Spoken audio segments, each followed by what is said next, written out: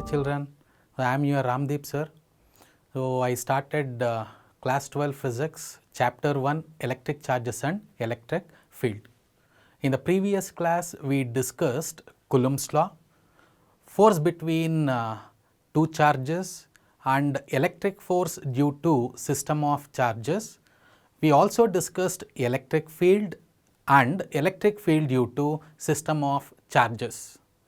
In today's class, we are discussing some of the interesting topics related to electric charges and electric field. The first concept is electric field lines. So, what are electric field lines? You all know that electric field is a region around a charge in which another charge experiences force. Q is a charge.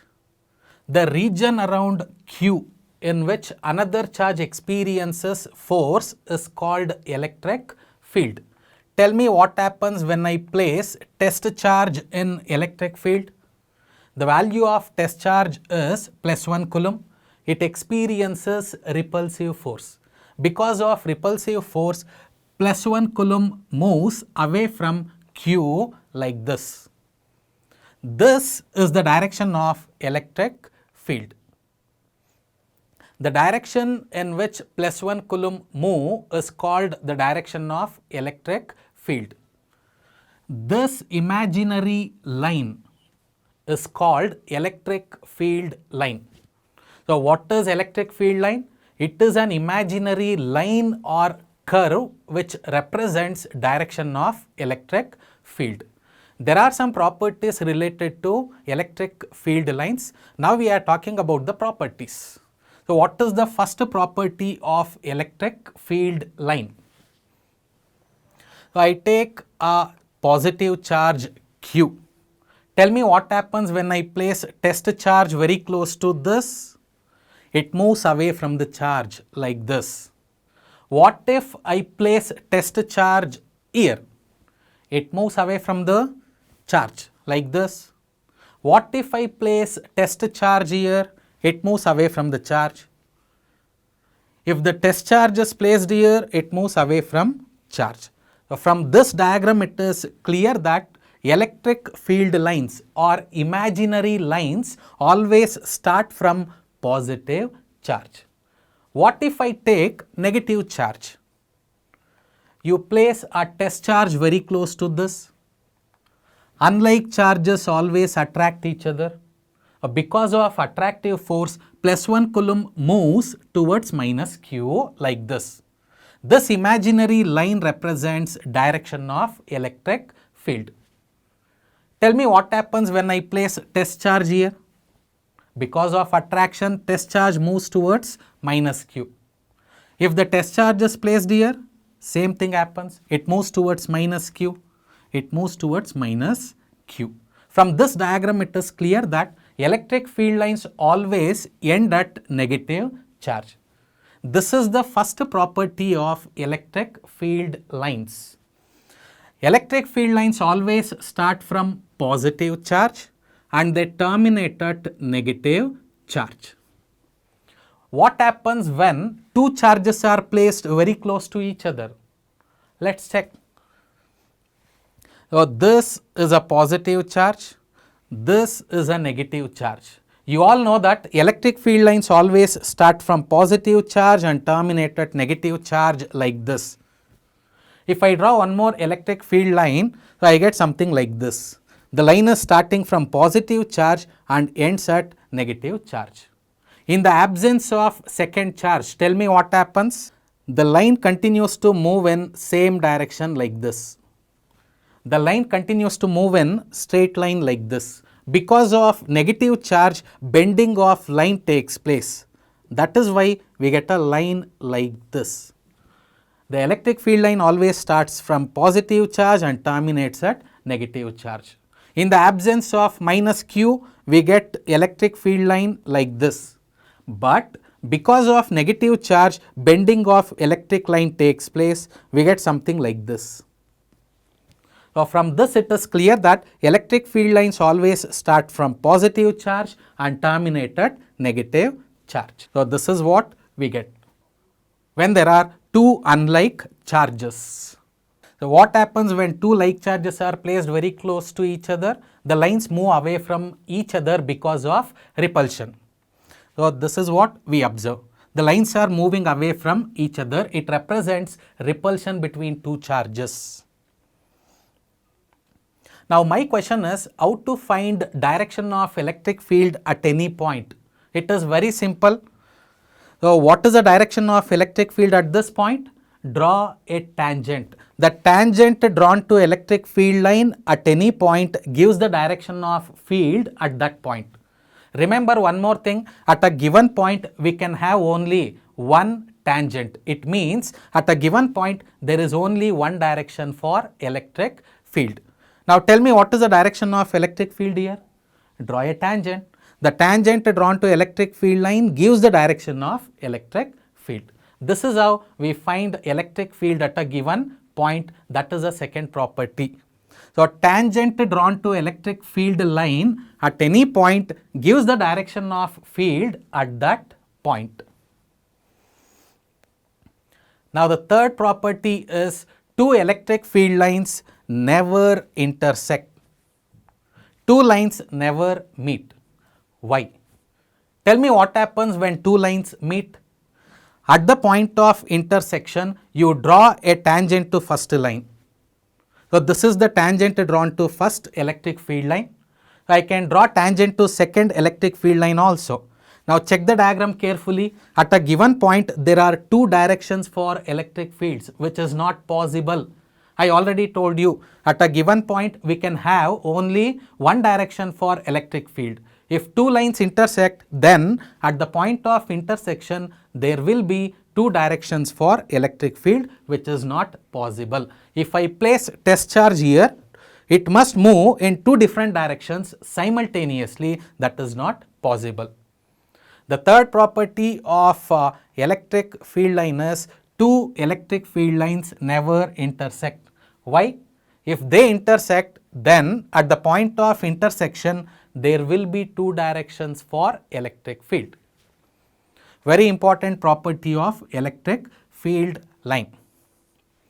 The next property of electric field line is they do not form closed loops. What do you mean by closed loop? No starting and end point. But look at the first diagram. Electric field lines always start from positive charge, end at negative charge. Look at the next diagram. They start from positive, end at negative. It means they have a starting and end point. They do not form closed loops. So that is the next property of electric field line. So how to find strength of electric field?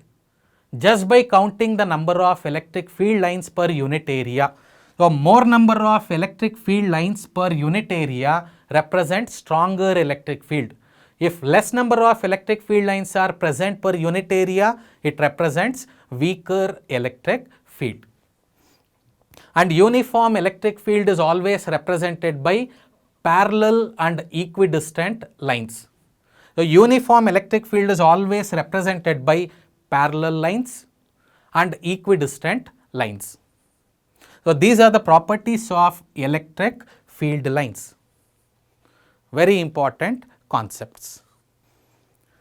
So after studying all the properties of electric field lines, we can define electric field lines. So electric field line is an imaginary line or curve which represents direction of electric field. How to find the direction of electric field? Draw a tangent at any point. Tangent will give you the direction of electric field.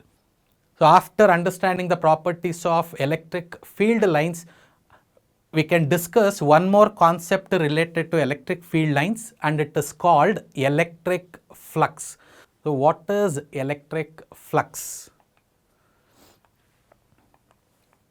So these are some of the electric field lines which represent uniform electric field. Why it is called uniform electric field? Because they are parallel and equidistant. This is the direction of electric field. The direction of electric field is along x-axis. It means some positive charges are present here. The lines are moving away from positive charges. Now I place unit area in electric field. Count the number of electric field lines passing through given area. Here in this case, 5 electric field lines are passing through given area, therefore electric flux is 5. I take one more area. Now count the number of electric field lines passing through given area. 4 electric field lines are passing through given area, therefore flux is 4.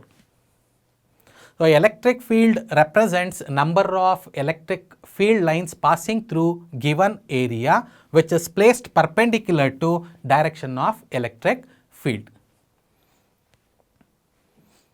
So electric flux is the number of electric field lines passing through given area of cross section placed perpendicular to direction of electric field.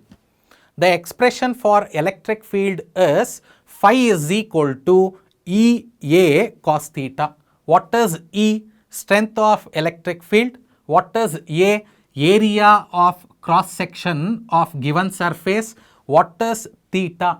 Theta is very important. Theta is the angle between direction of electric field and normal drawn to given surface. I repeat, theta is the angle between direction of electric field and perpendicular drawn to given surface. I'll explain theta using this diagram. Electric field is acting along positive x direction and a surface is placed perpendicular to direction of electric field. Now draw a perpendicular to this surface. So N is the perpendicular or normal drawn to given surface. Now tell me what is the angle between normal and electric field? Both are acting in same direction, therefore theta is 0.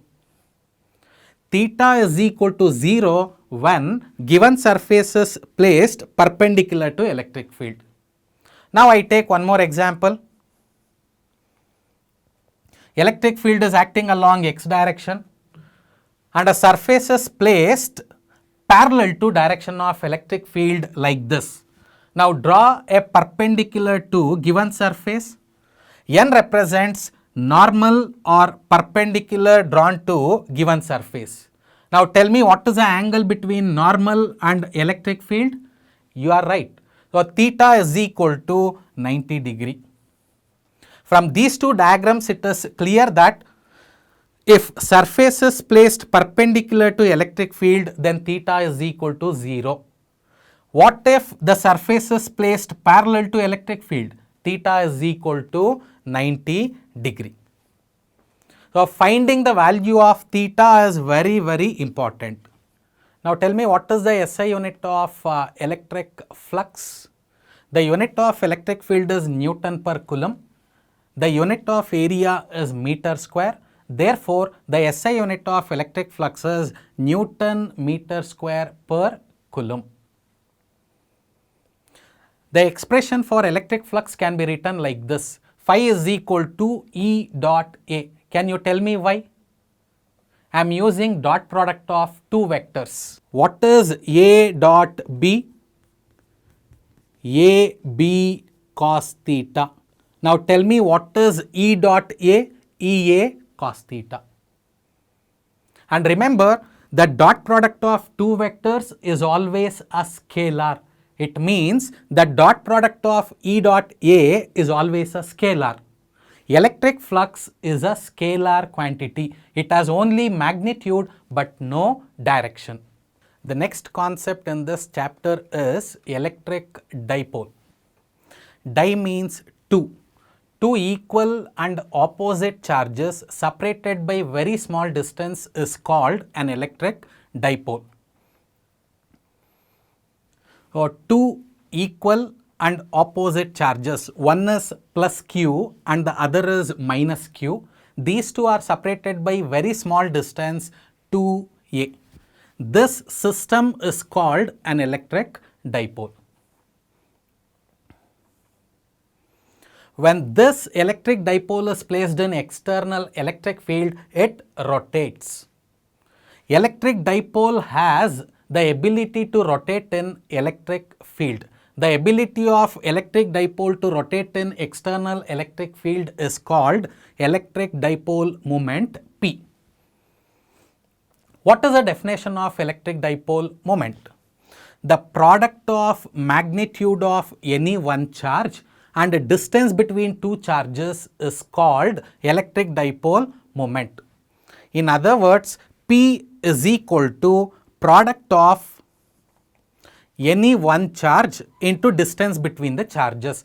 2aq is called dipole moment. Now tell me, what is the SI unit of electric dipole moment? Unit of charge is coulomb, unit of distance is meter, therefore the SI unit of electric dipole moment is coulomb meter, and it is a vector quantity. In vector form, electric dipole is written like this. So, P vector is equal to 2aq into P cap. What is P cap? It is a unit vector which represents direction of electric dipole moment. Now, the question is, what is the direction of dipole moment? For our convenience, the direction of dipole moment is taken from minus q to plus q. So, it is always directed from minus q to plus q. Look at this diagram. So, this is the direction of dipole moment. It is always directed from minus q to plus q. This is all about electric dipole and electric dipole moment. Now, there are two derivations related to electric dipole. The first derivation is electric field at a point on the axis of electric dipole. First, I take electric dipole, two equal and opposite charges separated by small distance 2a. O is the center of dipole. What is the distance between O and plus Q? A. What is the distance between O and minus Q? A.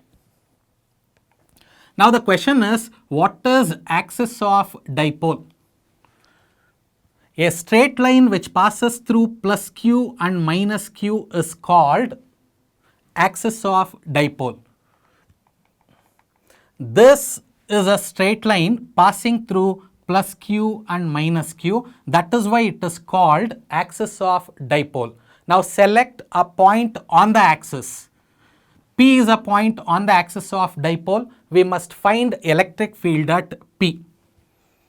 Let R be the distance between point P and center of dipole. Now tell me, what is the electric field at P due to plus Q? E plus electric field due to positive charge is equal to 1 by 4 pi epsilon naught magnitude of charge Q divided by distance whole square. What is the distance between point P and plus Q? The distance between point P and O is R. The distance between O and plus Q is A. What is the distance between P plus Q? It is R minus A. So, distance between P and plus Q is R minus A whole square. Now, tell me, what is the direction of E plus? We assume that unit positive test charge is always placed at point P. So, tell me, what is the direction of force experienced by plus Q? It experiences repulsive force. As a result, it moves away from plus Q. So, plus 1 coulomb charge experiences repulsive force. As a result, it moves away from plus Q. So, this is the direction of E plus.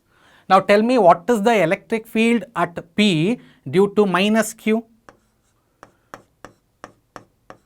The electric field at P due to minus Q charge is E minus is equal to 1 by 4 pi epsilon naught.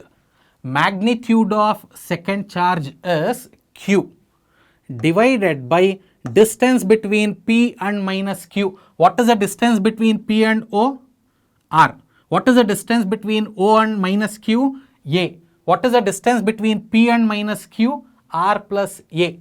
So R plus A whole square. Can you tell me what is the direction of E minus? Test charge is positive. This is a negative charge. Unlike charges always attract each other. Because of attractive force, plus 1 coulomb moves towards minus Q. So this is the direction of E minus. Now look at the diagram carefully. E plus and E minus are acting in opposite directions. When two vectors act in opposite directions, the resultant is always the difference between these two. Can you tell me what is the expression for resultant electric field? So resultant electric field at P is given by E is equal to E plus minus E minus, the difference between two electric fields.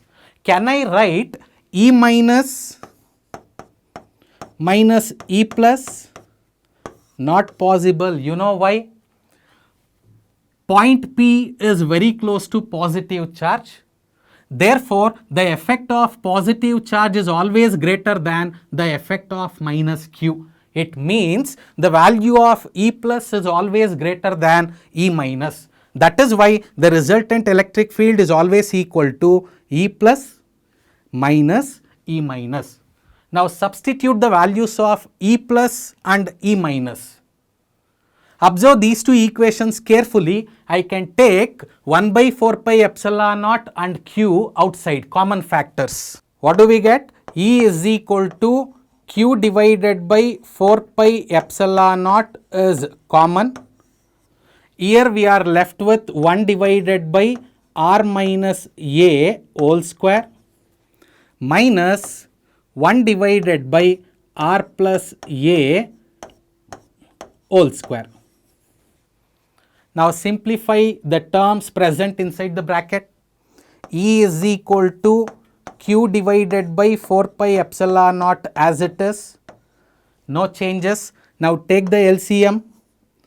R minus A whole square into R plus A whole square is LCM. So this comes here and this goes here. We get R plus A whole square minus R minus A whole square. This is of the form A plus B whole square. This is of the form A minus B whole square. So I expand these two terms, we get resultant electric field E is equal to Q divided by 4 pi epsilon naught. Now expand R plus A whole square, we get R square plus A square plus 2RA minus as it is.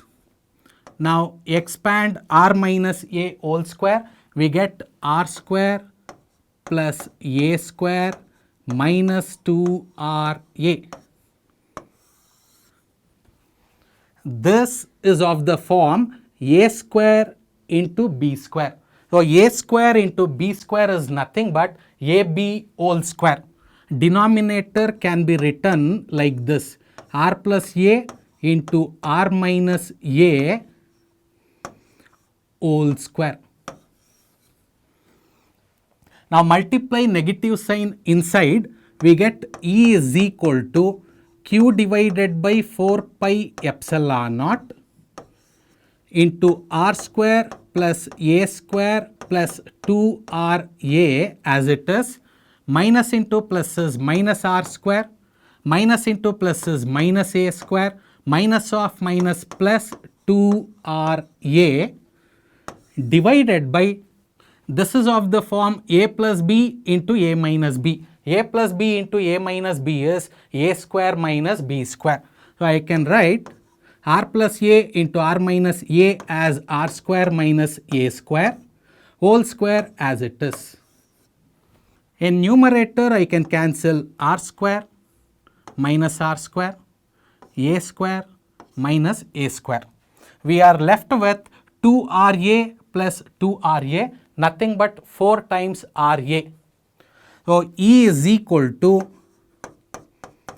Q divided by 4 pi epsilon naught times 4 Ra, nothing but 2 times 2 Ra divided by R square minus A square whole square. Now tell me what is 2AQ? You are correct. So 2AQ is called electric dipole moment. In the place of 2AQ, I can write dipole moment P. The final expression is E is equal to 1 by 4 pi epsilon naught 2R as it is.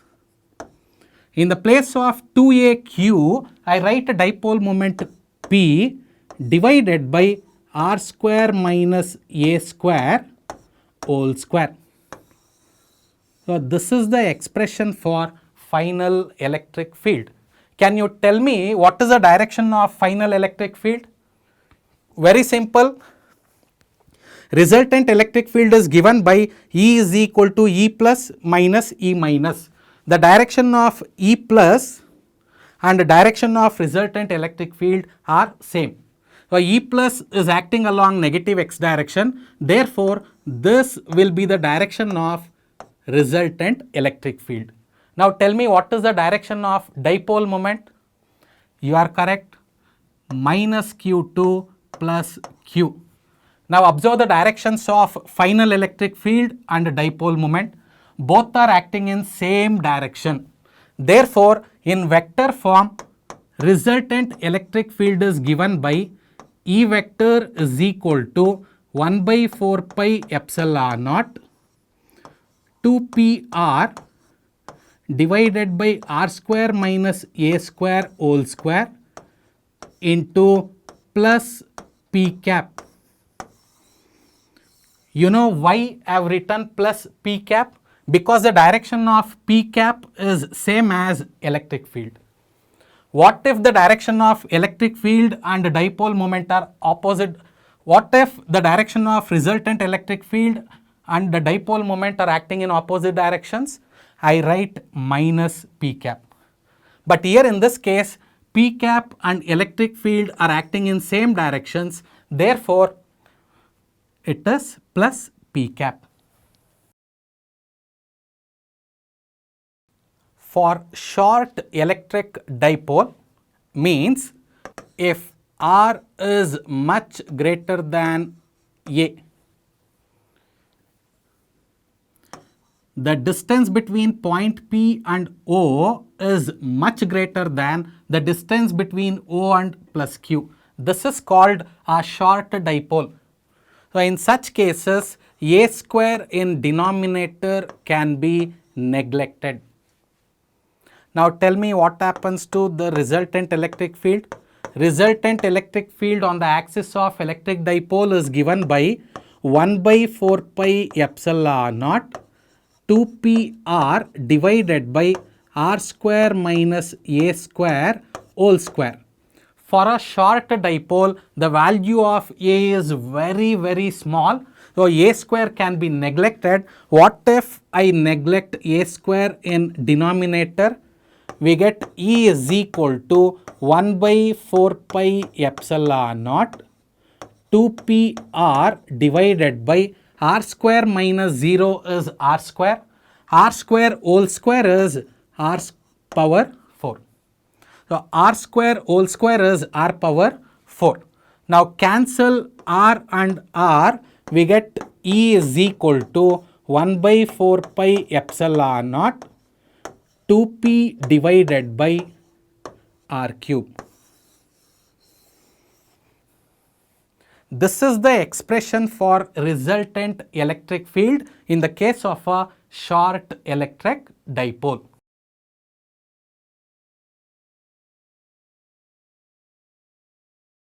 The second derivation is electric field at a point on the equatorial line of dipole. First I take electric dipole. So plus q and minus q are separated by small distance 2a. O is the center of dipole. The distance between O and plus q is a. The distance between O and minus q is also a. Now the question is, what is equatorial line? The line passes through center of dipole O and it is perpendicular to axis of dipole. That is why the line is called equatorial line. Now select a point P on the equatorial line. We must find electric field at P. Let R be the distance between center of dipole and point P. We always assume that unit positive test charge plus 1 coulomb is placed at point P. So we must find what is the electric field at P due to plus q and minus q. Now join P and positive charge. Let the distance between P and plus q be x. Tell me what is the distance between P and minus q? Same, x. Let the angle between axis of dipole and the line joining point P with plus q be theta. This is a right angled triangle. So using right angled triangle, we must find the value of x and cos theta. So apply Pythagoras theorem and tell me what is the value of x. X square is equal to r square plus a square, or x is equal to square root of r square plus a square. In the place of square root, I can write power 1 by 2 because square root is nothing but power 1 by 2. Now tell me what is the value of cos theta. Cos theta is equal to adjacent by hypotenuse. So adjacent is a divided by hypotenuse is x. Substitute the value of x here, we get cos theta. We use these two values in the derivation. Now tell me what is the electric field at P due to positive charge. So electric field at P due to plus q is E plus is equal to 1 by 4 pi epsilon naught into magnitude of charge q divided by distance square. What is the distance between point P and plus q? X. Square is x square. Tell me what is the value of x square? R square plus a square. What is the direction of E plus? Test charge is positive. Given charge is also positive. So like charges always repel each other. Because of repulsive force, plus 1 coulomb moves in this direction. So this is the direction of E plus. E plus can be resolved into two components, one along x-axis. So this is E plus cos theta, and one along y-axis. This is always equal to E plus sin theta. Now tell me what is the electric field at P due to minus q. So electric field at P due to minus q charge is E minus is equal to 1 by 4 pi epsilon naught into magnitude of minus q is plus q divided by distance between point P and minus q is x. So x square. Tell me what is the value of x square? R square plus a square. This is nothing but E plus. The value of E minus is always equal to E plus. Now tell me what is the direction of E minus? This is a negative charge. Test charge is positive. They are unlike charges. They always attract each other. Because of attractive force, plus 1 coulomb moves towards minus q. So this is the direction of E minus. E minus can be resolved into two components, one along x-axis, E minus cos theta, and one along y axis E minus sin theta. Now check the diagram carefully. E plus is acting in this direction, E minus is acting in this direction. They are acting in two different directions. We can't add them or subtract them. That is why I use the concept of resolution of a vector. When you resolve E plus, we get two components. When we resolve E minus into two components, we get E minus cos theta and E minus sin theta. Now look at the diagram carefully. The value of E plus is same as E minus. In the place of E minus, I can write E plus. So E plus sin theta and E plus sin theta are acting in opposite directions. So subtract them, we get 0. Now look at this. So E plus cos theta and E plus cos theta are acting in same direction. The resultant of these two is the sum of two terms. Now tell me, what is the resultant electric field at P? So resultant electric field at P is given by E is equal to E plus cos theta plus E minus cos theta. But in the place of E minus, I can write E plus. Therefore, we get E plus cos theta one more time. What is E plus cos theta plus E plus cos theta? 2 times E plus cos theta. You are right. Now substitute the values of E plus and cos theta, we get the final expression. So E is equal to 2 times E plus 1 by 4 pi epsilon naught Q divided by R square plus A square. Power is 1. No power means power is 1. Tell me, what is the value of cos theta? Cos theta is A divided by x. What is x? R square plus A square power 1 by 2.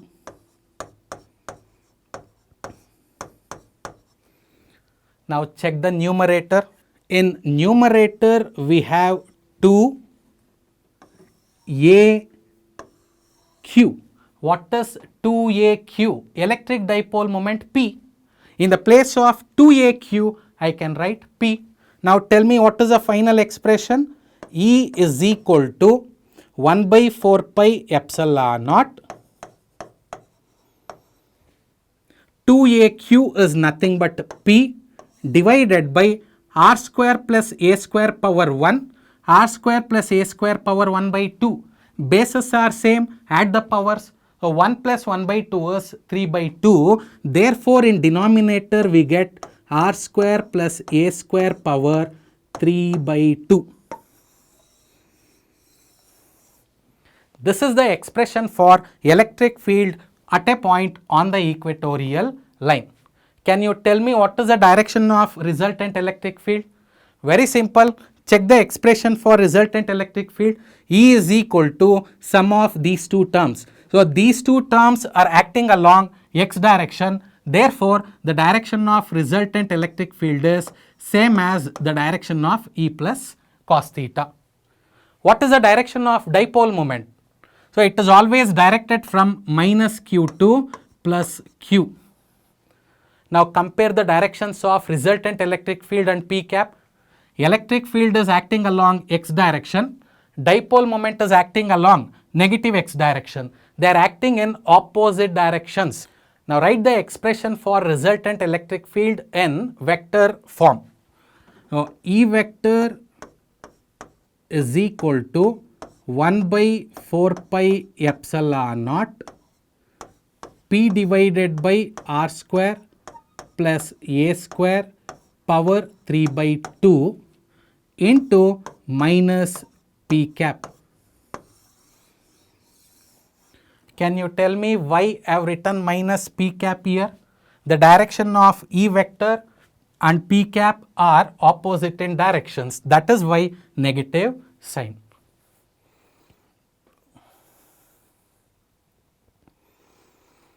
Now using the final expression, you tell me what is electric field on the equatorial line due to short dipole. For short electric dipole, the value of R is much greater than A.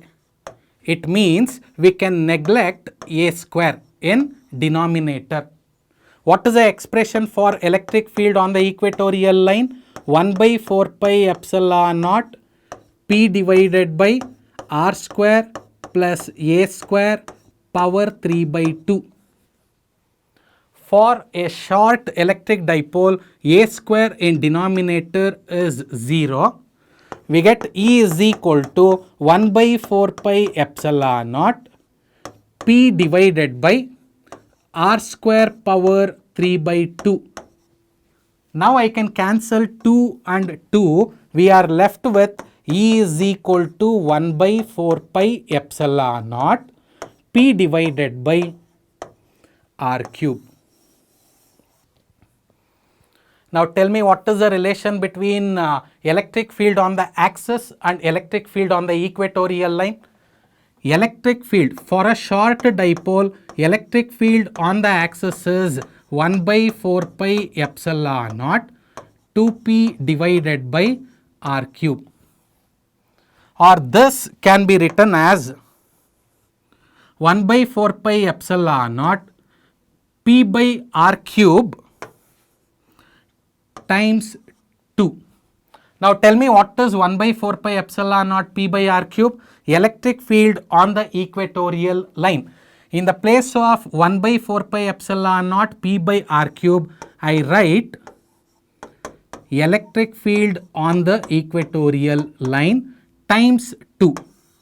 This is the relation between electric field on the axis and electric field on the equatorial line. So in today's class, we discussed electric flux, the expression for electric flux, electric dipole, dipole moment, and two derivations related to electric dipole. One is electric field on the axis of dipole and the other is electric field on the equatorial line.